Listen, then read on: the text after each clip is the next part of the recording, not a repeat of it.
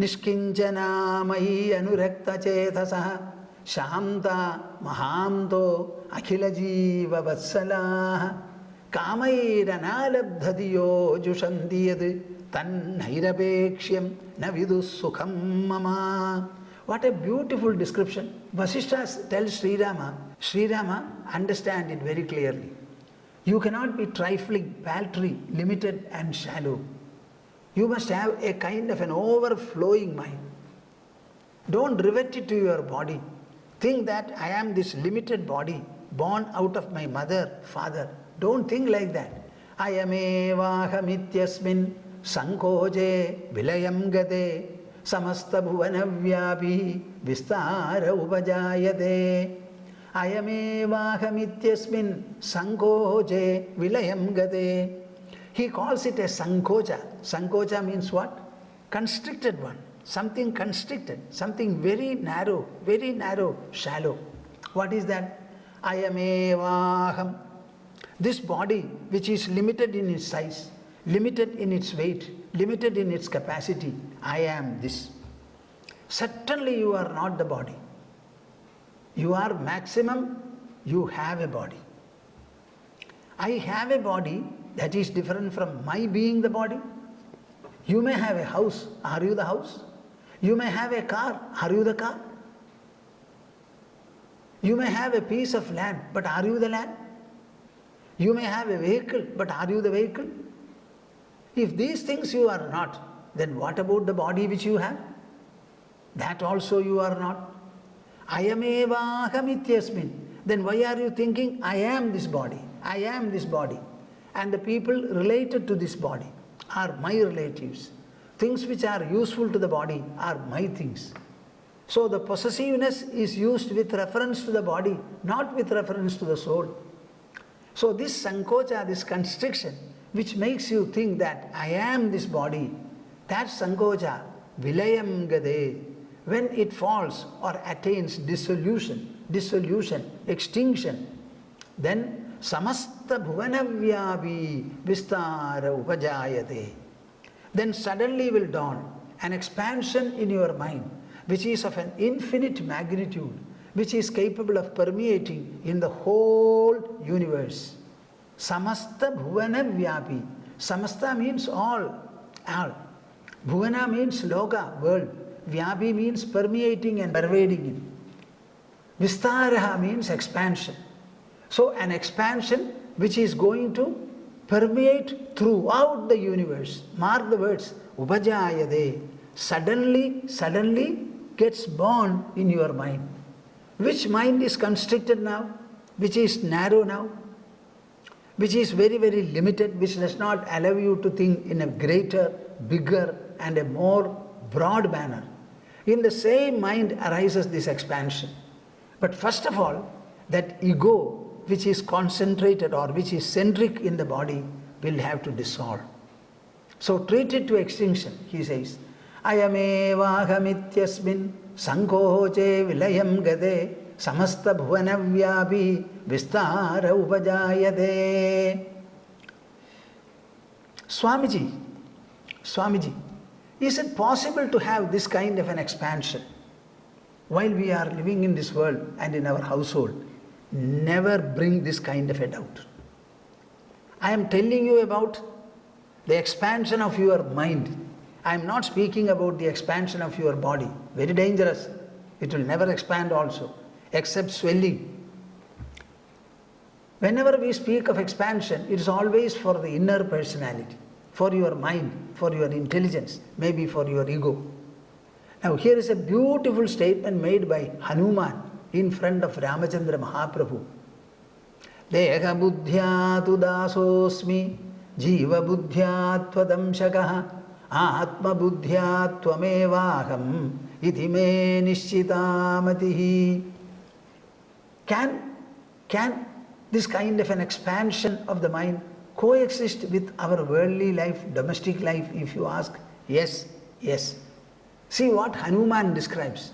Deha buddhya tu dasosmi. When I think I have a body and I think about this body, my dear Lord, I become your very devoted, humble, loving servant. My body is meant for activity, so I go on doing whatever is possible in your service. I never become lazy, nor do I want to be lazy. I am prepared to be very much active, do anything. That is how he scaled over to Lanka from India. Deha buddhya tu dasosmi, jiva buddhya tvadamshakaha. But I am not the body, but I am the spirit, the consciousness, the jiva, which is enlivening, animating and activating the body. So when I think of myself as the animating spirit, I become a jiva, and as such I become your part, an amsha of yours. Jiva buddhya tvadamshakaha, atma buddhya tvamevaham.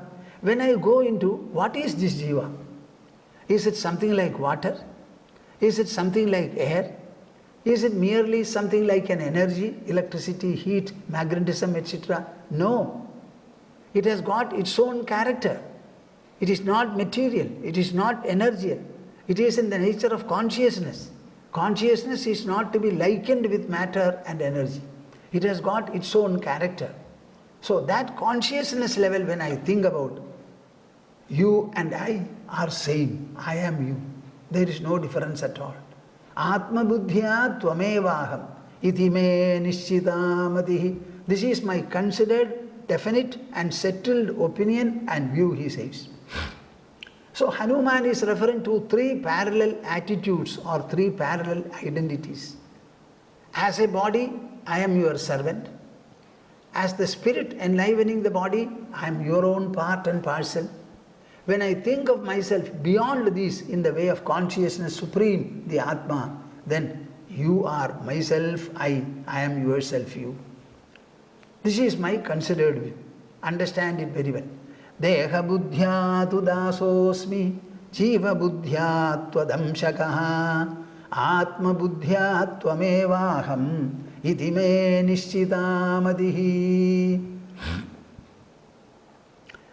I want to conclude this portion of the whole conversation with one important verse.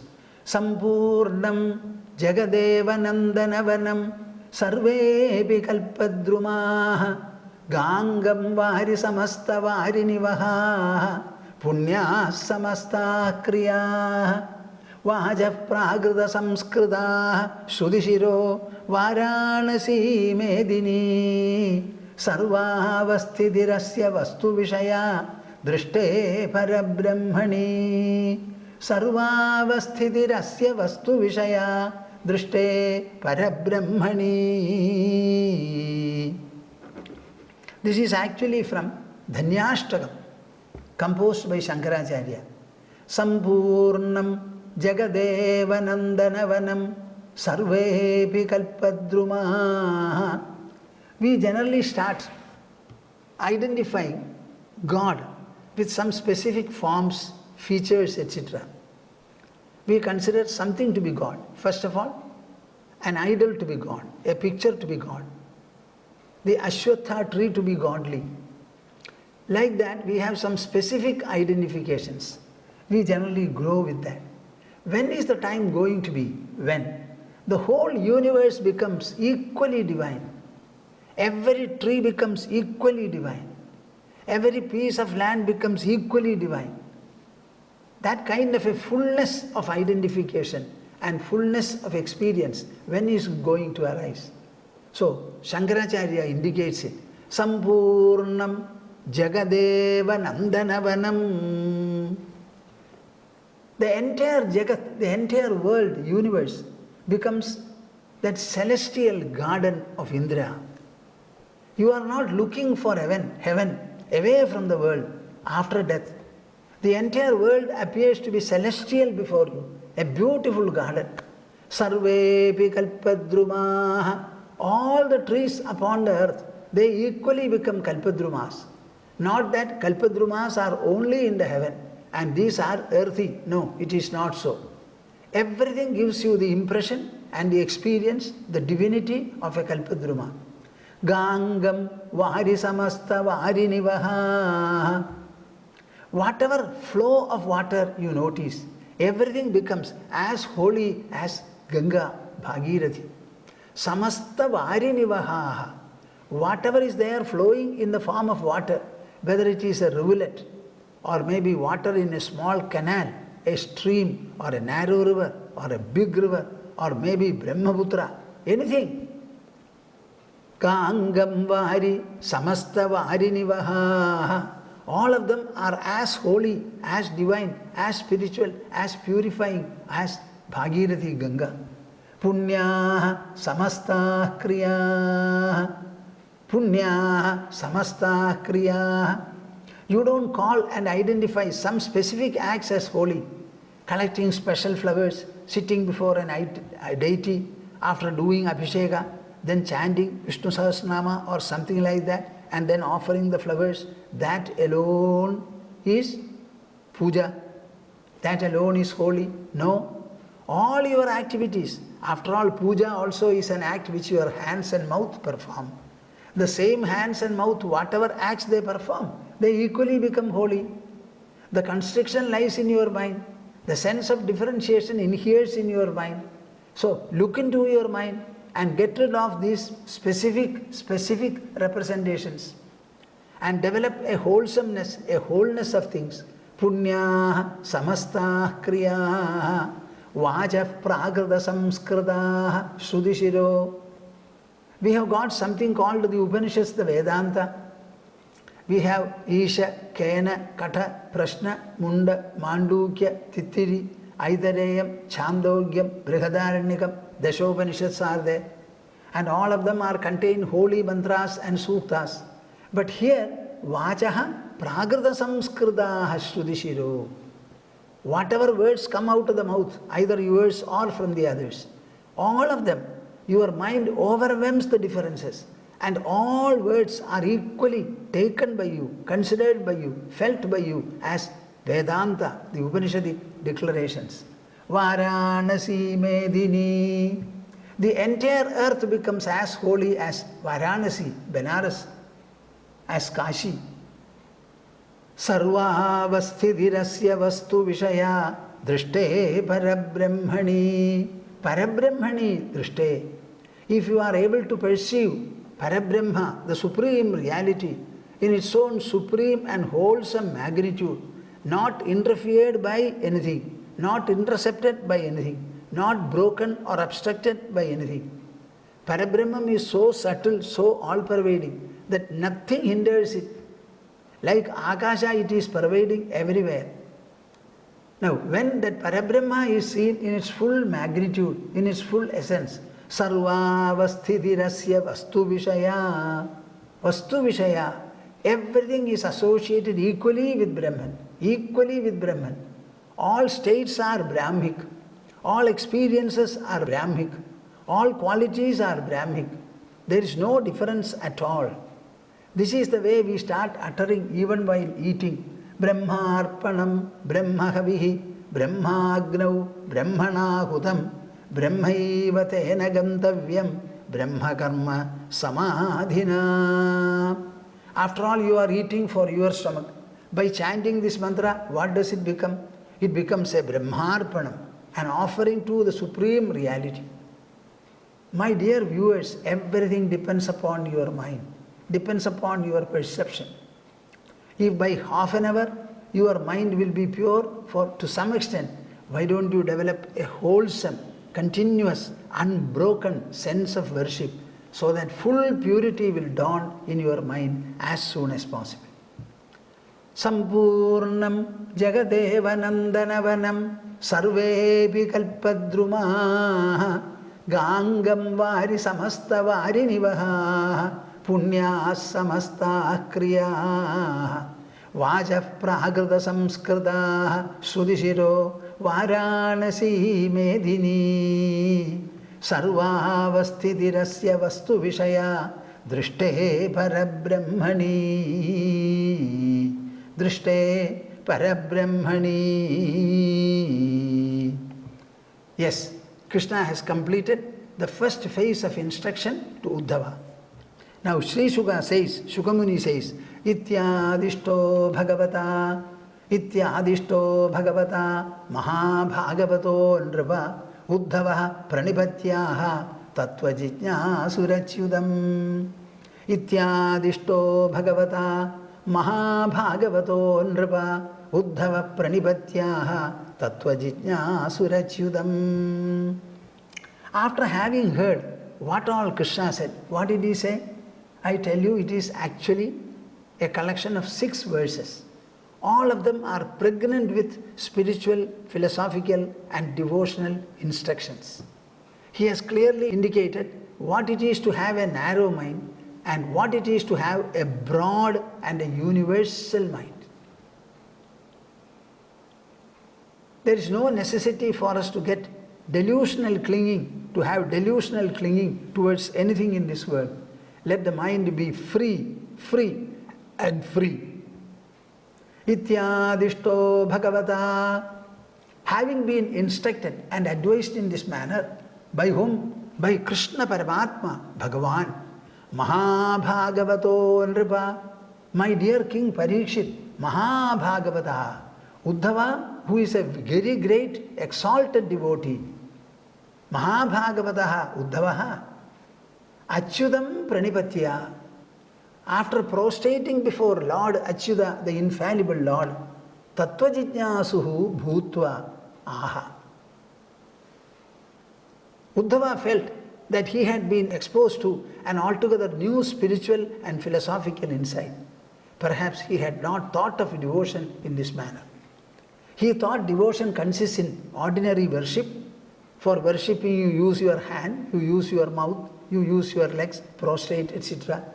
But here, Krishna has pictured, he has drawn a wonderful dimension of the devotee's mind, the devotional mind. A devotional mind will not be suffering from preferences and prejudices, likes and dislikes, narrowness and breadth. Transcending all kinds of limitations and dvandvas, pairs of opposites, it will gallop to a level of transcendence. Just like a bird flying high, unhindered by anything whatsoever. That kind of a high soaring will be felt by the devotional mind. Uddhava understood it for the first time. Now, having heard about it, Uddhava wants to know more. He has understood where he lacks, what is his defect, where lies his constriction. After having been able to identify, keeping in view the first part of Krishna's statement, what did he say? Tvam tu sarvam parityajya sneham swajana bandhushu maya aveshya manas samyak samadrik vijarasvagam. Uddhava, you have been so far very closely with me in Dwaraka, accompanying me wherever I went, whatever I did. Now the time has come for me to leave me and Dwaraka. Take your mind away from all these things. Fill it with my thoughts. Think of me, and see me everywhere. And sarvam parityajya. Get away from everything. Everything is revolving on your mind, and it is because of the body. The time has come for you to leave everything. Cut across all bindings, and then you walk as a free bird, he said. Now this is what he had to do. Krishna has instructed, so it has to be heeded, but he is unable to implement it straight away. So he wanted some more of instruction, some kind of a reinforcement, some kind of an inspiration, an energy, a compulsion, an impetus. So he addresses Krishna like this. Uddhava uvacha yogesha yoga vinyasa yogatman yoga sambhava nishreyasaya me proktaha tyagaha sanyasa lakshanaha tyagoyam dushkaro bhuman kamanam vishayatmabhi sudaram mayi sarvatman abhaktairiti me matihi. Yogesha yoga vinyasa yogatman yoga sambhava nishreyasaya me proktaha tyagaha sanyasa lakshanaha. Hey Yogesha, the Lord of Yoga, Yoga Vinyasa, Yogatman, your very soul is Yoga, Yoga Sambhava. You are born of Yoga and you give birth to Yoga. Nishreyasaya me proktaha, Nishreyasaya me proktaha, Tyagaha, sannyasa lakshana. In order to attain redemption, there are two goals, Abhyudaya and Nishreyasa. Abhyudaya means sensory prosperity. Nishreyasa means inner spiritual felicity. So in order to have Nishreyasa, the supreme inner felicity, for my sake, proktaha, me proktaha, you have delineated before me, described and explained before me. What? Sannyasa lakshanaha tyagaha. My dear souls, understand how this sannyasa has become so much of a cultural element in India. It's only because of this. Many people think that devotion, that is the end of it, be all, end all of it. No, no, no. The best of devotee Uddhava stands before Krishna Paramatma, and Krishna Paramatma is instructing him, become a sannyasin, adopt sannyasa and get away from everything. So this renunciation, this relinquishment is inevitable in our spiritual life. Whether you do it today or later, whether it is inner or outer, that is the difference. Let us not discuss that. But the mind should clearly feel that I am not related to anything of this world. I am the soul, I am the spiritual presence that animates and activates the body. I am not matter, I am not energy, I am not the Panchabhutas. These are interacted with by me, sensed by me, perceived by me, recognized and cognized by me. Whatever I cognize, I am not that. Whatever I see, I am not that. The seen is different from the seer. So I am different, And none of these things will be of any use to me. If I am a spiritual presence, what will material things do for the spiritual presence? That spiritual presence itself is blissful, it is contented, it is full, it is affluent, it is abundant, it is splendorous. What further addition does it want from the material world? Nothing. So you have clearly explained to me what? Me proktaha tyagaha sannyasa lakshanaha. You have told me that renunciation, tyaga means abandonment. That abandonment in the nature of sannyasa. What is your instruction to me? Tvam tu sarvam parityajya sneham swajanabandhushu.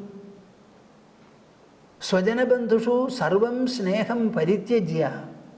Whatever feeling of fondness, intimacy and inseparability you have towards your blood and matrimonial relationship, towards your house, towards Dwaraka, where you have been living so long, understand that this is going to be under the sea on the 7th day.